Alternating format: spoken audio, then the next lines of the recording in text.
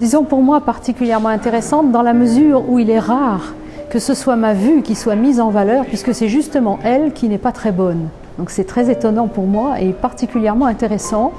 Et notamment, j'avais signalé que je perçois très bien les couleurs et évidemment cette perception-là, eh bien, elle est exploitée au maximum.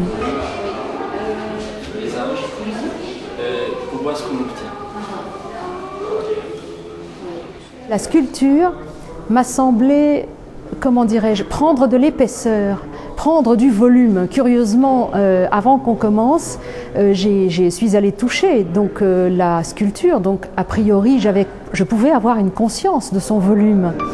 Les canaux à travers lesquels le bronze fuso a projeté le bronze, oui, tout à fait, voilà.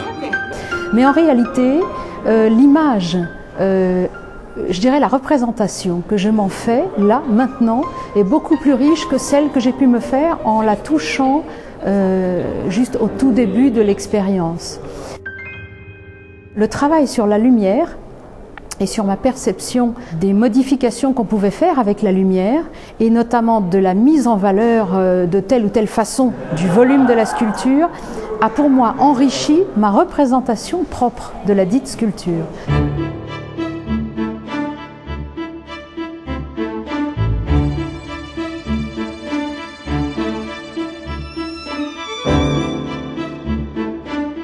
Je suis musicienne de métier et l'un des grands plaisirs du musicien, c'est de contourner les évidences.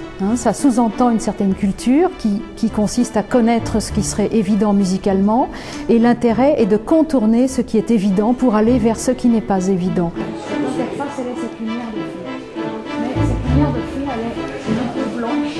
Et j'ai eu la même démarche en fait par rapport à la couleur. C'est vrai que, comme je l'ai dit tout à l'heure, la couleur est quelque chose que je perçois particulièrement bien et qui me procure un grand plaisir. Mais il est vrai que quand on avait exploré les bleus, par exemple, j'avais envie d'aller voir des couleurs différentes, comme le rouge, le vert. Qu'est-ce qu'on pouvait faire dans ce spectre-là ?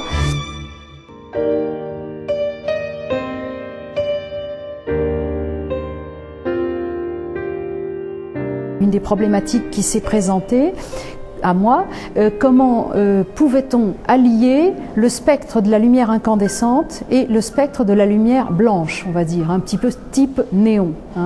Comment allier ces deux choses-là? Et en définitive, la dernière présentation que je propose, eh bien, allie ces deux choses-là, comment dire, rend amis ce qui pour moi était un peu difficile à concilier.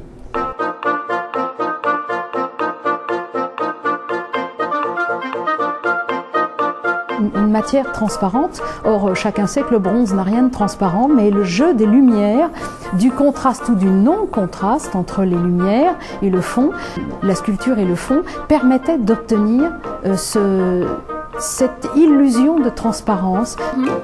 Comme ça, intuitivement, il me semble que quelque chose dans les deux. L'étape suivante, ce serait le fond seul allumé. Oui. C'est extrêmement intéressant, ça. Et je trouve que c'est d'autant plus intéressant et amusant que c'est venu un peu par hasard. Et je crois que le rôle du hasard, c'est la porte ouverte à l'invention.